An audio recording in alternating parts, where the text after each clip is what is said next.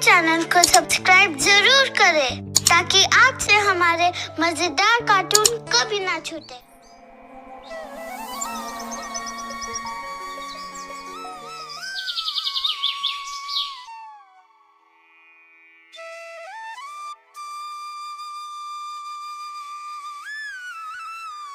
ये कहानी है लखन और बिरजू नाम के दो दोस्तों की।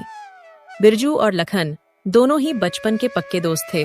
समय के साथ साथ अब दोनों बड़े हो चुके थे और दोनों की शादी हो चुकी थी। लखन की पत्नी का नाम सीमा है और उनकी एक प्यारी सी बेटी है। लखन की पत्नी सीमा बहुत समझदार और सहनशील है। बिरजू की पत्नी का नाम अनुराधा है। उनको दो प्यारे से बच्चे हैं। लखन और बिरजू दोनों ही बड़े व्यापारियों के दुकानों पर मजदूरी करते थे और मजदूरी से जो पैसे आते वह दोनों अपनी अपनी पत्नियों को दे देते थे। लेकिन कुछ समय से लखन के पास कोई काम नहीं था, जिससे उनके घर में बहुत परेशानी हो रही थी। आखिर ऐसे कब तक चलेगा? हमें खर्चा चलाने के लिए पैसे की जरूरत है। मेरे पास माँ के दिए जो कंगन थे उसे गिरवी रखकर इस हफ्ते का राशन जैसे तैसे लेकर आई हूँ। अब ऐसा और नहीं चलेगा। तुम कब से घर पर बैठे हो? कोई काम क्यों नहीं ढूंढते? मैं कोशिश तो कर रहा हूं, लेकिन अब भी कुछ काम मिल नहीं रहा है। तुम जानती हो कि बाहर कितनी मुश्किलें हैं। मैं समझती हूँ, लेकिन तुम और भी कोशिश कर सकते हो। हमारे बच्चों की पढ़ाई और घर का खर्च सब कैसे चलेगा? बिरजू को देखो, वो भी तो रोज काम पर जाता है और तुम्हें देखो, रोज यूं ही खाली हाथ लौट आते हो। तुम जाकर बिरजू से ही बात करके देखो, क्या पता वही तुम्हें कहीं काम दिलवा दे। तुम ठीक कहती हो सीमा। मुझे एक बार बिरजू से इस बारे में बात करके देखना चाहिए। तुम फिक्र मत करो, मैं सब ठीक कर दूंगा। तुम बस मुझे कुछ समय दो।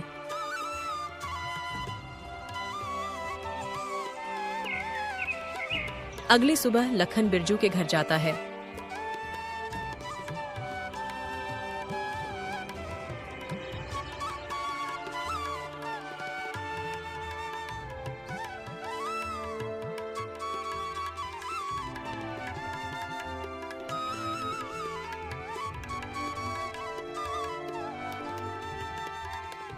घर पर कोई है क्या? बिरजू भाई, ओ बिरजू भाई, बाहर आओ। जी लखन भैया, कहिए कैसे आना हुआ? भाभी जी, जरा बिरजू को बुला दीजिए। वो अभी घर पर नहीं है, शायद सुरेंद्र चाचा के खेतों पर होंगे।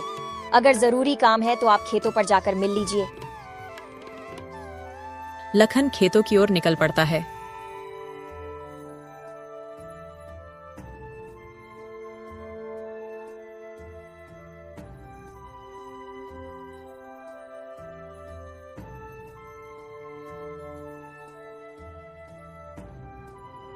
बिरजू, क्या तुम्हारे यहाँ काम करने की कोई जगह है? मुझे भी कोई नौकरी मिल जाए तो अच्छा रहेगा। देख लखन, मुझे तो इस बारे में ज्यादा पता नहीं है, लेकिन अगर तुम चाहो तो मेरे साथ सेठ जी के पास चल सकते हो। हम उनसे बात कर सकते हैं। अगर कोई काम होगा तो तुम्हें जरूर रख लेंगे। अच्छा है बिरजू, मैं तो बस किसी भी तरह से काम करना चाहता हूँ। चलो, हम सुबह ही चल पड़ते हैं। हाँ ठीक है, कल सुबह जल्दी मिलते हैं।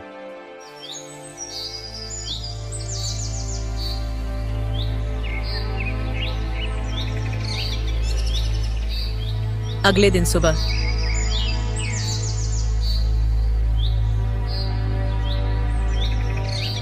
लखन, आ गए तुम? चलो चलते हैं सेठ जी के पास। हाँ बिरजू भाई, मैं तैयार हूँ। बाजार चलते हैं और वहीं उनसे बात करेंगे। दोनों दोस्त काम की तलाश में जंगल के रास्ते निकल पड़ते हैं। रास्ता काफी लंबा था। उन्हें चलते चलते काफी समय बीत गया था। तभी अचानक आसमान में जोरदार बादल गरजने की आवाज गूंजती है और देखते ही देखते जोरदार बारिश शुरू हो जाती है। जोरदार बारिश होने की वजह से लखन और बिरजू दोनों वहीं एक पेड़ के पास रुक जाते हैं। भाई बिरजू, बारिश तो बहुत ज्यादा बढ़ गई है। अगर इतनी ज्यादा बारिश में आगे बढ़ेंगे तो हम बीमार पड़ जाएंगे। हमें अभी कुछ देर यहीं रुकना होगा। तभी लखन की नजर एक झोपड़ी पर जाती है और वह बिरजू को इशारे करते हुए कहता है, बिरजू, भाई वह देखो, एक वहां एक कुटिया है। चलो वहां किसी से मदद मांगते हैं। क्या पता वह थोड़ी देर अपनी कुटिया में हमें रुकने दे, जब तक कि यह बारिश नहीं थम जाती। दोनों दोस्त उस कुटिया के पास पहुंचते हैं। कोई है क्या? हमें थोड़ी सी मदद चाहिए थी।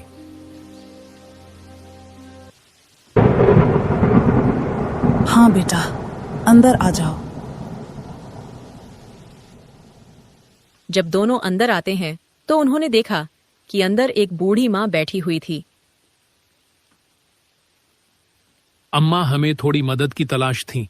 हम बाजार के लिए निकले थे और अचानक से जोरदार बारिश शुरू हो गई और हम इसी जंगल में फंस गए। थोड़ी आश्रय की जरूरत थी जब तक कि बारिश बंद नहीं हो जाती। अगर आप बुरा ना मानो तो कुछ देर हम आपकी झोपड़ी में गुजार सकते हैं। बस बारिश रुकने के बाद हम यहाँ से चले जाएंगे। हाँ क्यों नहीं बेटा, बैठो। तुम जितनी देर चाहे यहाँ रुक सकते हो। दोनों वहां चुपचाप बैठ जाते हैं। बूढ़ी माँ चूल्हे पर खाना बना रही थी। खाने की बहुत सुगंधित खुशबू आ रही थी। खाने की खुशबू दोनों का ध्यान बार बार चूल्हे की तरफ ले जा रही थी, पर वह यह सोचकर अपने मन को मार लेते कि बूढ़ी अम्मा ने थोड़ा सा ही पकाया होगा। अम्मा उन दोनों की मन की बातें अच्छे से पढ़ लेती हैं। आ जाओ बेटा, खाना खा लो, खाना पक गया है। दोनों का मन तो खाने के लिए काफी कर रहा था, पर वह अपने मन को टालते हुए कहते हैं, नहीं अम्मा, आप खाओ। आपने तो थोड़ा ही खाना पकाया होगा, पहले आप खा लो। बेटा, यहाँ पर हम तीनों के लिए ही पर्याप्त खाना है। आओ खा लो।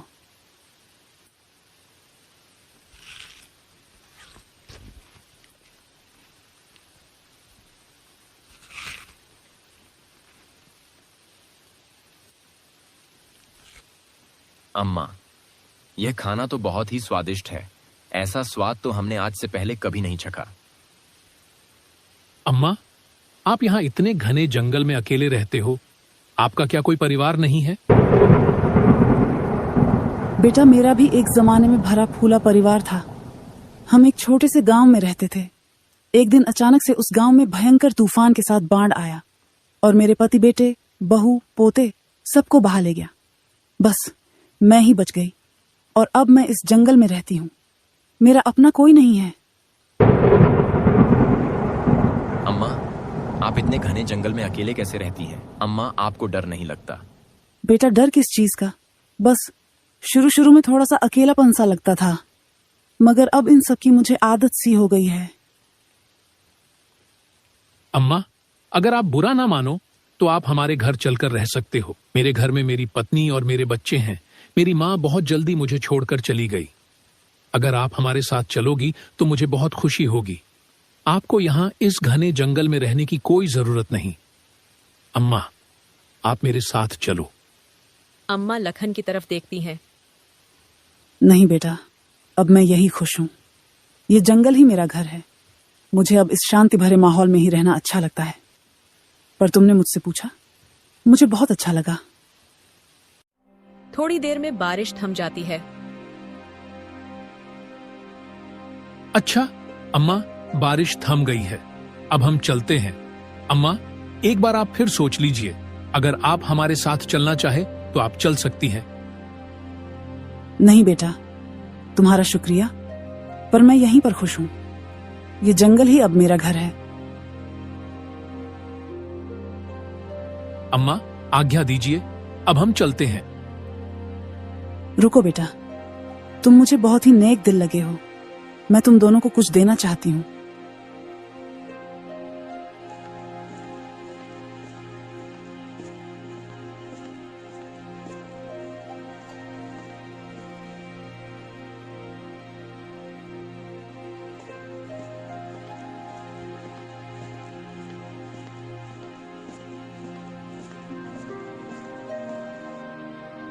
बूढ़ी अम्मा एक संदूक उठाती है और वह संदूक लखन और बिरजू को थमाते हुए कहती है, बेटा, यह मेरे जीवन की जमा पूंजी है जो मैं तुम्हें दे रही हूँ। मैं तो बूढ़ी हो चुकी हूँ, अब मेरे यह किसी काम की नहीं। तुम दोनों इसे रख सकते हो और इसमें जो भी है उसे तुम आपस में आधा आधा बांट लेना। अम्मा, इसमें क्या है? तुम ही खोल कर देख लो इसमें क्या है। जब वह संदूक को खोलते हैं तो उसमें बहुत सारे सोने के सिक्के होते हैं, जिसको देखकर वह दोनों की आंखें खुली की खुली रह जाती हैं। इतने सारे सोने के सिक्के? अम्मा, आप इतने सारे सोने के सिक्के हमें क्यों दे रही है? बेटा मेरा, अब यहाँ कोई अपना है ही नहीं और तुम मुझे बहुत नेक दिल इंसान लगे और तुम्हारे पहनावे से तुम काफी गरीब और असहाय प्रतीत हो रहे हो, इसीलिए मैंने तुम्हें यह देने का निर्णय लिया है। अब तुम दोनों इसे रख सकते हो, इस पर तुम दोनों का बराबर का हक है। दोनों बूढ़ी अम्मा को धन्यवाद कहकर वहां से अपने गांव के लिए रवाना हो जाते हैं। आज वह दोनों बहुत खुश थे। उनके हाथ एक सोने की खदान जो लग गई थी। दोनों अपने अलग अलग सपने सजा रहे थे। इन पैसों से मैं सबसे पहले अपना एक छोटा सा कारोबार खोलूंगा और हाँ, अपना एक सुंदर सा घर भी बनाऊंगा। इसमें एक सुंदर सा शीशा भी लगाऊंगा। मेरी पत्नी को शीशा देखना बहुत पसंद है ना, और अपनी बिटिया के लिए एक सुंदर बस्ता भी लाऊंगा। वह काफी दिन से मुझसे बस्ते की मांग कर रही थी और उसका एक अच्छे स्कूल में दाखिला करवाऊंगा। इतने सारे सोने के सिक्के, इससे तो मेरी किस्मत ही बदल जाएगी। मैं तो गांव का सबसे अमीर आदमी बन जाऊंगा। सबसे पहले मैं अपने लिए सुंदर सा घर बनवाऊंगा और उसमें नौकर चाकर होंगे जो मेरे आगे पीछे घूमेंगे।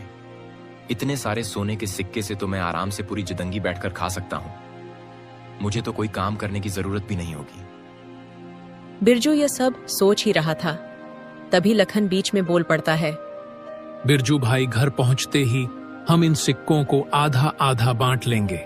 लखन के मुंह से सिक्कों को आधा आधा बांटने का ख्याल सुनकर बिरजू को बिल्कुल अच्छा नहीं लगा और वह मन ही मन सोचता है, सिक्कों को आधा आधा बांटना मतलब मेरे सपने भी आधे आधे बांटना। भला इन सिक्कों को मैं इस लखन के साथ क्यों बांटूं? मुझे ये सारे के सारे सोने के सिक्के चाहिए। मैं इन सिक्कों को भला बराबर क्यों बांटूं? मुझे तो पूरे के पूरे सिक्के चाहिए। पर मैं ऐसा क्या करूं जो ये सिक्के केवल मुझे मिले? यह लखन तो घर पहुंचते ही आधे सिक्के ले ही लेगा। मुझे कुछ ना कुछ तो सोचना ही होगा। दोनों अपनी अपनी सोच में आगे बढ़ जा रहे थे। चलते चलते वह एक नदी के रास्ते से गुजर रहे थे। नदी को देखकर बिरजू को एक ख्याल आता है और वह बिना कुछ सोच लखन को उस नदी में धक्का दे देता है। लखन जैसे ही नदी में गिरता है, वह बिरजू को आवाज लगाता है, बिरजू भाई, मुझे बचाओ, मैं इस नदी में गिर गया हूँ। मुझे बचाओ बिरजू भाई, मुझे बचाओ। लखन भाई, तुम इस नदी में गिरे नहीं हो, बल्कि मैंने तुम्हें धक्का दिया है ताकि यह सोने के सिक्के मुझे तुम्हारे साथ बटाना ना पड़े। अब ये सारे सोने के सिक्के मेरे हुए। बिरजू वहां से चुपचाप खिसक लेता है और बेचारा लखन उस पानी में ही डूब जाता है। रात के समय बिरजू जब घर पहुंचा तो उसने देखा कि लखन की पत्नी अपने घर के बाहर अपने पति का इंतजार कर रही है। जब सीमा ने बिरजू को आते हुए देखा तो साथ ही गए थे ना? बिरजू ने सारी बातों को छुपाते हुए कहा, हाँ बहन, लखन और मैं हम दोनों साथ ही गए थे और मैंने अपने मालिक से लखन की बात भी करवाई थी और मालिक ने उसे कल से काम पर आने को भी कह दिया था। इसके बाद लखन वहां से चला गया था और मैं काम करके अभी घर लौटा हूँ। ये सुनकर लखन की पत्नी और भी घबरा जाती है। भैया, लखन जी अभी तक घर नहीं आए हैं। मुझे समझ नहीं आ रहा वे कहाँ गए। वो ठीक तो होंगे ना? मेरा दिल बहुत घबरा रहा है। चिंता मत करो बहन, हो सकता है उसने कहीं और जगह भी काम की तलाश की हो और ज्यादा रात होने की वजह से वह वहीं कहीं रुक गया हो। आप सुबह तक का इंतजार करो, मुझे पक्का विश्वास है वह सुबह तक घर आ जाएगा। इतना कहकर बिरजू अपने घर को निकल जाता है। लखन की पत्नी बहुत घबराई हुई थी, लेकिन बिरजू ने उसे सहमति जताते हुए कहा कि आप सुबह तक का इंतजार करो। इसलिए लखन की पत्नी ने किसी तरह सुबह तक का इंतजार किया।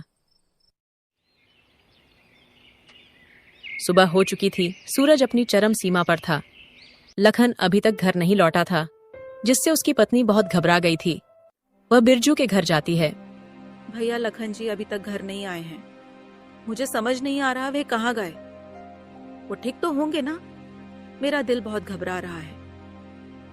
बिरजू परेशान होने का दिखावा करता है और कहता है, आप चिंता मत करो सीमा बहन, मैं अभी जाकर लखन का पता लगाता हूँ और अपने साथ लेकर आता हूँ।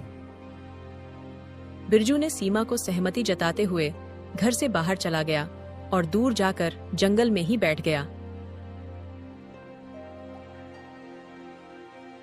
लखन तो अब शायद कभी नहीं आएगा सीमा बहन जी, अब आपको पूरी जिंदगी ऐसे ही काटनी पड़ेगी। थोड़ी देर यही रुकता हूँ, बाद में जाकर कह दूंगा कि मैंने लखन को बहुत ढूंढा लेकिन लखन कहीं नहीं मिला, और उसके बाद मैं उन सोने को सिक्कों को बेचकर बहुत सारे पैसे कमाऊंगा और गांव का सबसे अमीर आदमी बन जाऊंगा। अभी तक तो यह बात मैंने अपनी पत्नी को भी नहीं बताई है, सबसे पहले उसे भी यह बात बतानी होगी, वह भी बहुत खुश हो जाएगी। कल रात तो मैं चुपचाप दबे पांव कमरे में जाकर उन सोने के सिक्कों को छुपा दिया था, लेकिन कहीं अगर मेरी पत्नी की उन सोने के सिक्कों पर नजर पड़ गई तो वह पूरे गांव में शोर मचा देगी। मुझे घर के लिए निकलना चाहिए, बहुत देर हो गई है। बिरजू वहां थोड़े देर आराम करता है और आराम करने के 4-5 घंटे बाद वह फिर अपने घर के लिए निकल पड़ता है। वह बहुत निराश होने का दिखावा करके सीमा के घर पहुंचता है और सीमा को आवाज लगाता है, सीमा बहन, ओ सीमा बहन, बाहर आओ। सीमा बाहर आती है और वह सीमा को बताता है कि उसने लखन को बहुत ढूंढा और उसे लखन कहीं भी नहीं मिला। सीमा बहन, मैंने लखन को बहुत ढूंढा लेकिन उसका कहीं पता नहीं चला, पता नहीं लखन भाई कहाँ है। तभी सीमा के पीछे से लखन बाहर आता है। लखन को अपने सामने जीता जागता देखकर बिरजू के तो पैरों तले जमीन ही खिसक जाती है। लखन, तुम यहाँ कैसे? क्यों बिरजू भैया, मुझे यहाँ देखकर तुम्हें खुशी नहीं हो रही? बिरजू लखन की बातों का कोई जवाब नहीं देता। बिरजू का दिल धक धक कर रहा था क्योंकि वह लखन को देखकर बहुत हैरान था और उसको लखन से डर भी बहुत लग रहा था। लखन ने सीमा बहन को सारी बातें बता दी होगी। है प्रभु, अब तो मुझे कोई नहीं बचा सकता। मुझे यहाँ से जल्द ही निकल लेना चाहिए, वरना ये लखन तो मुझे जेल भिजवा कर ही मानेगा। जल्दी से घर जाकर अपनी पत्नी के साथ कहीं दूर भाग जाऊंगा और यह लखन मेरा कुछ नहीं कर पाएगा। लखन ने अभी तक सीमा को कुछ नहीं बताया था। बिरजू और लेखन चुपचाप बस एक दूसरे को देखे जा रहे थे। बिरजू बिना कुछ बोले वहां से चुपचाप दबे पांव वहां से खिसक लेता है। हे भगवान, अब मैं क्या करूं? यह लखन तो बच गया, पर यह बचा कैसे? इसे तो तैरना भी नहीं आता था। आखिर ये पानी में से बाहर कैसे आया? मैं आज ही अपनी पत्नी के साथ इस संदूक को लेकर इस गांव से हमेशा हमेशा के लिए भाग जाऊंगा। बिरजू ये सब सोच ही रहा था कि तभी उसको उस संदूक का ध्यान आता है और वह उस संदूक के पास जाता है। संदूक को देखकर बिरजू के जान में जान आती है।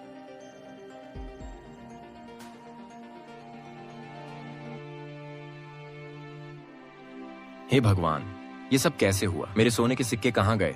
कहीं उस लखन ने तो नहीं चुरा लिए और ये कंकड़ भर दिए। बिरजू ये सब सोच ही रहा था कि तभी उसके सामने बूढ़ी अम्मा प्रकट हो जाती है। अचानक बूढ़ी अम्मा को अपने सामने देखकर बिरजू बहुत हैरान हो जाता है। अम्मा, आप यहाँ कैसे? अपनी गंदी जुबान से मुझे अम्मा मत कह दुष्ट। तुम बहुत दुष्ट और पापी व्यक्ति हो। तुमने अपने दोस्त के साथ इतना बुरा कर्म किया, यही तुम्हारी कर्मों की सजा है। तुमने इस सोने के सिक्के के लिए अपने दोस्त को मारने की कोशिश की। लो, अब तुम्हारे पास ना तुम्हारा वह दोस्त है और ना ही सोने के सिक्के। अब तुम सारी जिंदगी इस कंकड़ से ही खेलते रहना और अमीर बनने के सपने देखना। अम्मा, मुझे माफ कर दो, मुझसे बहुत बड़ी गलती हो गई। मैं लालच में बहक गया था। माफ उसे किया जाता है जिसने कोई गलती की हो, और तुमने गलती नहीं, तुमने एक गुनाह किया है, अपने दोस्त को जान से मारने का। किसी व्यक्ति की जान लेने की कोशिश की है तुमने, और अब यही तुम्हारी सजा है। इतना कहकर बूढ़ी अम्मा वहां से चली जाती है। बिरजू को अपनी करनी पर बहुत पछतावा होता है। बिरजू अपने पास से सब कुछ गवा देता है जिसके उसने सपने देखे थे। लखन अपनी पत्नी सीमा के साथ अंदर जाता है। लखन के मन में काफी उथल पुथल चल रही थी। मैं क्या करूं? सीमा को वह बताऊं जो मेरे साथ हुआ या नहीं? अगर मैंने बताया तो यह बहुत परेशान हो जाएगी, लेकिन जो बिरजू ने मेरे साथ किया वह बिल्कुल सही नहीं किया, लेकिन अगर मैं सीमा को सच बताया तो मुझे पक्का यकीन है कि ये बिरजू को पुलिस के हवाले कर देगी और बिरजू की बाकी की जिंदगी जेल के सलाखों के पीछे होगी। लेकिन अगर ऐसा होगा तो बिरजू के साथ साथ उसके मासूम बीवी बच्चों को भी इसकी सजा झेलनी पड़ेगी और उनके घर में तो कमाने वाला बस बिरजू ही है। अगर नहीं, मैं ऐसा नहीं कर सकता। फिर जो की गलती की सजा तो उनकी मासूम बच्चों को नहीं दे सकता। लेकिन बिरजू ने भी मेरे साथ अच्छा नहीं किया। मैंने कितने सारे सपने देखे थे। उसने वह सारे सोने के सिक्के मुझसे छीन लिए और मेरे सपने भी। लखन ये सब सोच ही रहा था कि तभी वहां पर बूढ़ी अम्मा प्रकट हो जाती है। बुद्धि अम्मा को देखकर लखन बहुत हैरान भी था और खुश भी। आप यहाँ कैसे? और आपको मेरे घर का पता कैसे मिला? लखन बेटा, मैं हर जगह आ सकती हूँ। मुझे हर जगह का पता मालूम है। इतना कहकर बूढ़ी अम्मा अपने जादू से एक संदूक प्रकट करती है। अम्मा, यह तो वही संदूक है ना जो आपने मुझे दिया था? हाँ लखन बेटा, ये वही संदूक है और अब यह तुम्हारा हुआ। पर माँ, यह संदूक तो बिरजू के पास था ना? हाँ, बिरजू के पास जो होना चाहिए था वह उसे मिल गया है और तुम्हारे पास जो होना चाहिए वह यह है। जैसे ही लखन उस संदूक को खोला, उसने देखा वह संदूक सोने के सिक्कों से भरा हुआ था। अम्मा, इसमें तो बहुत सारे सोने के सिक्के हैं। अब तुम इस संदूक को अपने पास रखो। अब यह सब तुम्हारा है, इसे संभाल कर रखना। इतना कहकर बूढ़ी अम्मा वहां से गायब हो जाती है। ये कौन थी और ये अचानक से कहाँ गई? ये तो मुझे भी नहीं पता। मैं तो इन्हें आम इंसान समझ रहा था, लेकिन लगता है यह कोई फरिश्ता थी जो हमारी मदद करने आई थी। जी, इतने सारे सोने के सिक्के, इससे तो हम बहुत अमीर हो जाएंगे और हमारे सारे सपने इससे पूरे हो जाएंगे। हाँ सीमा, इससे हम अपने सारे सपने पूरे करेंगे जो हमने देखे थे।